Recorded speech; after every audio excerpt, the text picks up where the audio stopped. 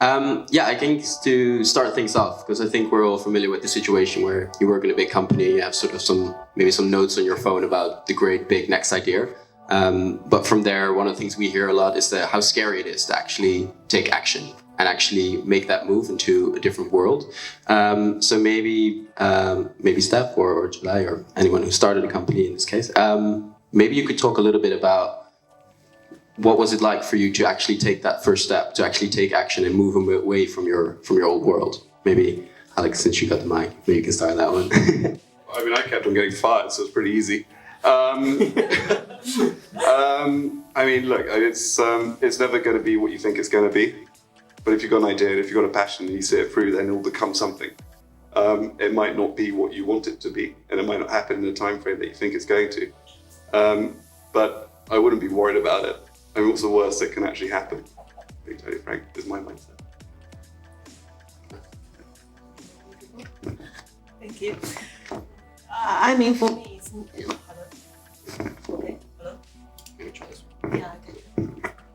Hello? Okay, this works better.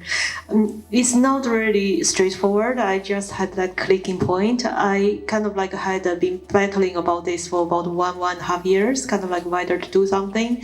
And at the time, I was kind of grateful for my previous company that I had a personal coach with, they are paying for it and so forth. And what's really interesting is after the coaching sessions, I decided I'm going to quit the job. But anyway, so I did some exercises, kind of she was trying to help me what's really kind of I'm passionate about, what I'm really happy about. They did some kind of lifelines. I draw where is my high point and low point to find where my happiness point is. And it's similar exercises like that. And I just didn't really have this vision that my whole life I would be working for corporate and so forth. And then I had several mentors who's very senior in their career, like a CEO, CMOs. And what clicked me was when I was in a mentoring session with a CMO of Diageo actually at the time. And he told me kind of what do you have to lose? Exactly as you said. He said, if I look at your CV, you have a very good progress in corporate. I know you can do it. And actually, if you just quit your job and do something, even if you don't make it, and you go back to me, I would hire you because that shows that you are a risk taker. You have something different. So he actually said from the corporate, boss's perspective, that is a plus for them. And also at the time, I was kind of not yet 30 and I felt I had no kids, kind of I don't have that much responsibility. Is that kind of thing, if you don't do it now, I would never do it. That's kind of why I decided to quit. I don't think I mentioned, is this working? I don't think I mentioned before, but I was, I worked at Aldi as an area manager, so I joined their graduate scheme, which is a bit notorious for firing people pretty quickly.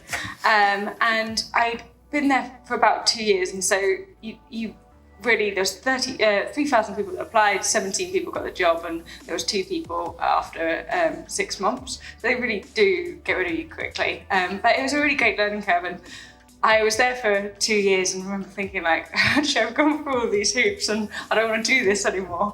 And so when I kind of was coming up with the idea of GoSweat, and I went in to hand in my notice to my ops director, and he said, do you know, I've never had anyone hand in their notice. I don't know what to do.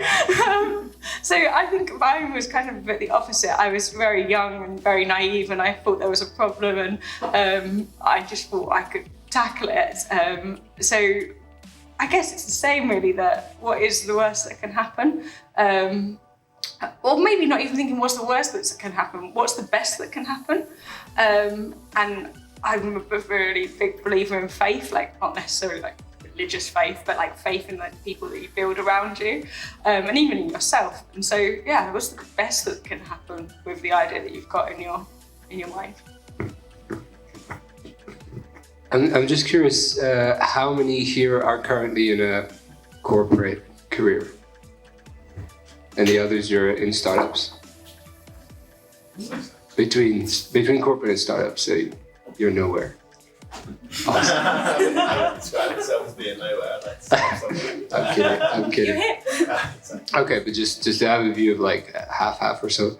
The only thing I would say about this, I had zero idea I would end up where I am now when I started thinking about what else I want to do. Sure, I knew I wanted to help people, work with people psychologically, but in terms of the current company I'm in and the current people I work with, and Helen I work with over there just arrived, I didn't know any of them 6 years ago. Like most people in my life that are now very, very close to me, I didn't know anyone 6 years ago. So for me, the from idea to action is more like in Matrix, follow the white rabbit. It's like there's something that emerges, like a desire or a hunch or just a discomfort or a frustration of where you are now.